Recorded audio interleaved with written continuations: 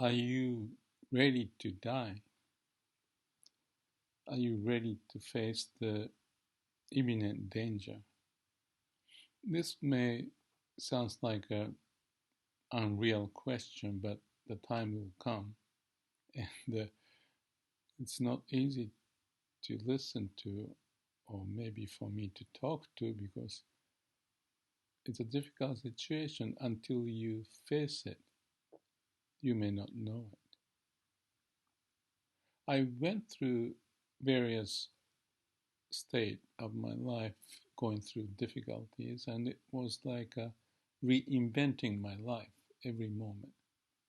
At the beginning, I wasn't sure, but over time, I went through different cases. And this issue become more, the question that I'm raising here about facing death or imminent danger, become more real perhaps because of the coronavirus, COVID-19, for many. I'm not sure, though, if this is such a point even to get to think about facing death related to coronavirus. For some people, yes. And because of the changes that we face in life, it gives us an opportunity, if I may say so, to figure out what to do if the situation changes rapidly. Maybe it's kind of like having an experience of going through war, or personally, facing death may relate to the physical condition and the disease, cancer possibly. I haven't had the experience, but I can imagine that's the case. So the questioning may not sound real, but it will be real at a certain point, especially when you're about to die. Are you ready for that? Or do you think that's a stupid question and you think that you just enjoy it so that you don't have to ask the question and just forget about it? That's one way to live. And when you are young, probably, thinking that the death is so far away, don't worry about it. Just enjoy the moment, that whatever the opportunity to explore, experience, and all that. But life is such that that situation will not last until the end. Well, maybe some people, you're lucky if you just die suddenly without you noticing it. But is that the meaningful way to live? I think meaning of life comes with facing death. And if you go through that experience, the meaning of life becomes more vivid. So, long introduction to talk about how to talk about this is depending upon our situation, mental state. But everyone have gone through difficulties in life from the young days and so forth. So the difficulty is there. The difficulty is similar to facing the imminent danger or upcoming death. So to know that would help us to go through difficulties. So the question sounds very radical, but it's a same type of a questioning so that you're prepared. And how can we prepare? That's the question. In some cases, Zen monk may say, are you ready to die? And what's the answer for that? Some people spend time, energy going through moment, training to figure out the meaning of life and all that. But ultimately, the question needs to be resolved at the time of death. It's not the mental exercise anymore. It's the reality of what comes. There's a mental state called calm and quiet mind. I mentioned that over and over. And when you face death and with calm and quiet mind, isn't it the state of mind you can have? In a calm and quiet mind, you don't do anything. Accept everything as it is. So facing death and coming death and face it as it is with calm and quiet mind. If you can do that, you are at peace. I think I can say that. And what's going on at the time, if we dig into it, let's say you're facing death, and if you have calm and quiet mind, you accept everything it is. Maybe you have problem in the physical situation, pain, and then along with the pain, your mind rushes through all the life experience, and now you feel that it's getting there. What do?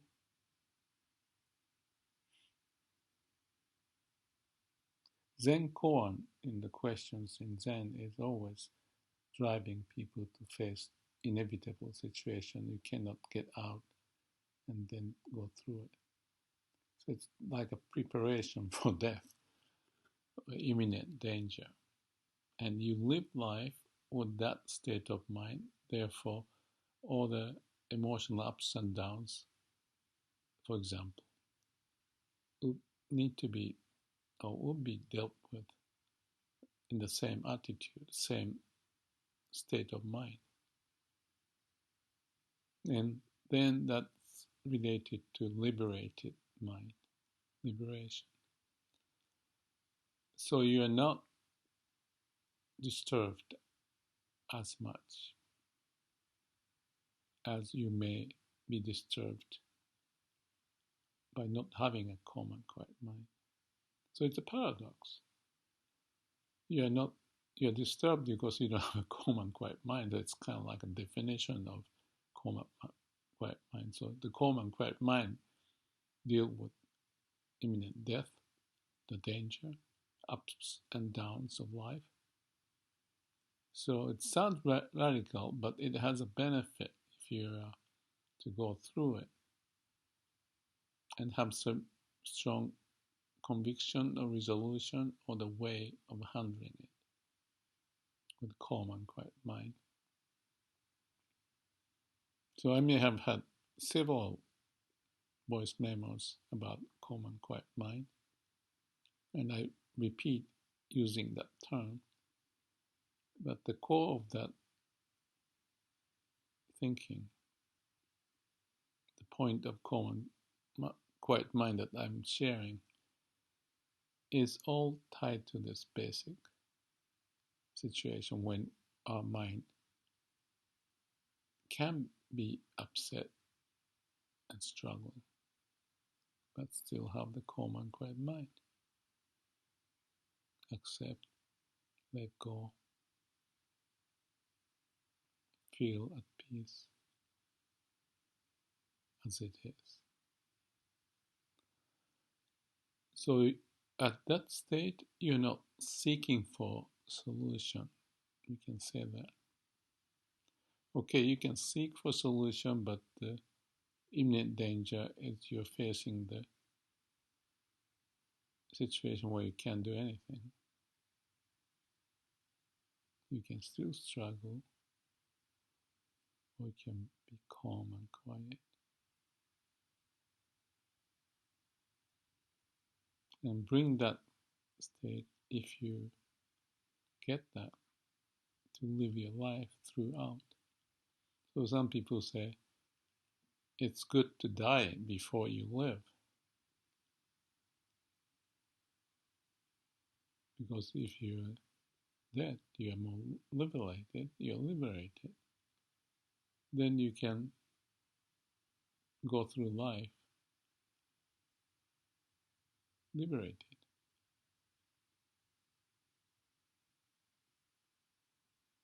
So the state of not seeking, that's one way to put this problem. If you seek for it, you can't find it. That's a famous saying, Vimarakirti, one of the sutra. Our mind seek for a solution. It could be your ego, some unknown desire, and all that. When I say if you seek for it, it means if you seek for the ultimate solution, the way to handle, you cannot find it because the mind cannot solve it. Because that's a definition of not going anywhere, no way out, facing death. You're going to die. Actually, you're dying every moment. And that setting of seeking with mind is natural because we develop the skill to do that, to avoid it. And you may succeed at certain occasion.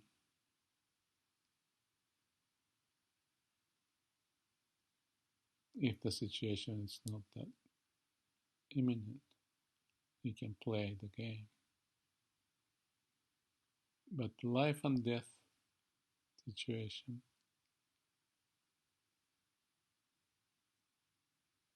the game is going to be over. So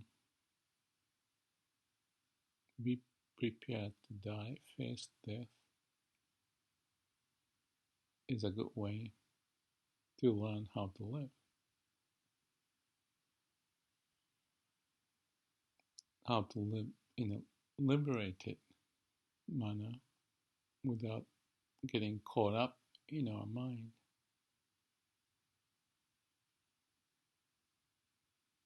So instead of playing on the surface with little changes and trying to figure out, we can also connect to the deep inside the ocean where nothing moves. And that's the analogy of the mind moving around, causing waves and thrashing back and forth and all of that. Versus down deep, you can call it unconscious because you are not aware of it using the mind. But if you are aware of unconscious, that's a very paradoxical situation, but that's what it is. The core of our being is deep underneath and it's working. It's nature's way, it's the way. And facing death will let you realize what that is. And that's the base of our being of life and death. So we can call that as God or whatever the term, nature's way, law. But word cannot tell. It just point that unknown, infinite being. The question is not the conceptual question, it's the existential question, and it's not anyone else what to talk. It's your being, individual issue that is the only resolved by each individual. And there nobody can help. Therefore, again, you face death on your own. But the point of this is that in that calm and quiet mind, there's spaciousness, openness, without any constraint of being. And you can get there. You have it already. So that's where we came from. And we go back, but you can't be with it as we live, as in this case of wave and ocean, deep inside analogy. So those are just the mind using words to point. The issue is for each of us to figure this out. To figure out that it's already figured out. Of acceptance and realize there's identity beyond our limited identity. I talk about the me and mini-me, but this is a big me. Or God, whatever the term. In spaciousness, openness, vast emptiness is another way to put it. But those are words the mind cannot fathom.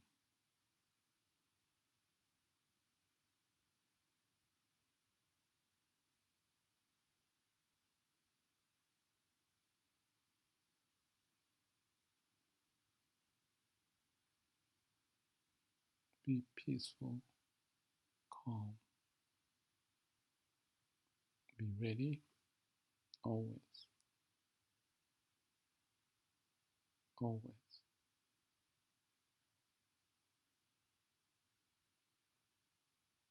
and live accordingly, along with death, and be happy, liberated, with calm, quiet,